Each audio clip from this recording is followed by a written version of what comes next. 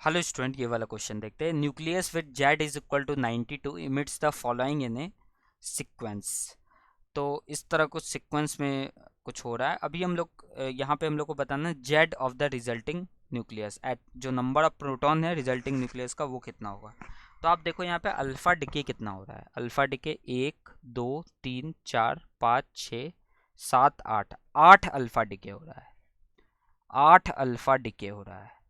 तो 8 alpha decay अगर हो रहा है तो यहाँ पे नंबर ऑफ प्रोटॉन्स कितना होगा। 8 अल्फा डिके अगर हुआ है तो आप ये समझो कि जो एक्स एलिमेंट बना होगा, ठीक है। 8 अल्फा डिके अगर मान लो कंटिन्यूसली हो रहा होगा, कोई दिक्कत नहीं अगर आप इस तरह भी सोचोगे।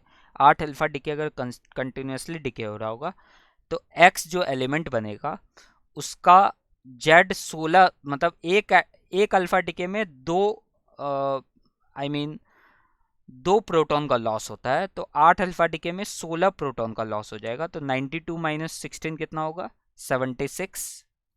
ठीक है। और एक ए कितना हो जाएगा, देखो एक अल्फा डिके में 4 न्यूक्लियॉन का लॉस होता है। ठीक है। तो 8 में कितना होगा, 32 का लॉस हो जाएगा। मतलब ये हो जाएगा 60। ठीक है। ये हो जाएगा, सॉरी 238 होता है। अच्छा ये 76 हो गया है, इसको छोड़ो, ऊपर वाले को छोड़ दो क्योंकि यहाँ पे जेड का वैल्यू बताना है। तो ये 76 हो गया। ठीक है। 8 अल्फा डिके में 16 प्रोटॉन का लॉस होगा। तो जो एलिमेंट बनेगा वो हो जाएगा x76। ठीक है। उसके बाद बीटा माइनस डिके कितना हो रहा है, बीटा माइनस डिके 1 2 3 4 4 हो रहा है। ठीक है। तो बीटा माइनस डिके जब होगा, बीटा माइनस डिके, तो बीटा माइनस डिके में क्या होता है, न्यूट्रॉन जो है वो न्यूट्रॉन आपका प्रोटॉन में कन्वर्ट हो जाता है ना, प्लस एंटी न्यूट्रिनो। तो न्यूट्रॉन प्रोटॉन में कन्वर्ट हो जाता है, इसका मतलब जेड जो है वो बढ़ जाता है। हर एक बीटा डिके में एक जेड का इजाफा होता है, एक जेड बढ़ जाता है। जेड का 1 वैल्यू बढ़ जाता है एक बीटा माइनस डिके में। तो यहाँ पे कितना बीटा माइनस डिके हो रहा है, 1 2 3 4, 4 बीटा माइनस डिके हो रहा है। तो 4 जो है ये बढ़ जाएगा तो x80 हो जाएगा ये। ठीक है। 4 आपका जेड बढ़ जाएगा, पहले 76 था अब ये 80 हो जाएगा। तो ये y बन जाएगा, कुछ अलग एलिमेंट होगा y।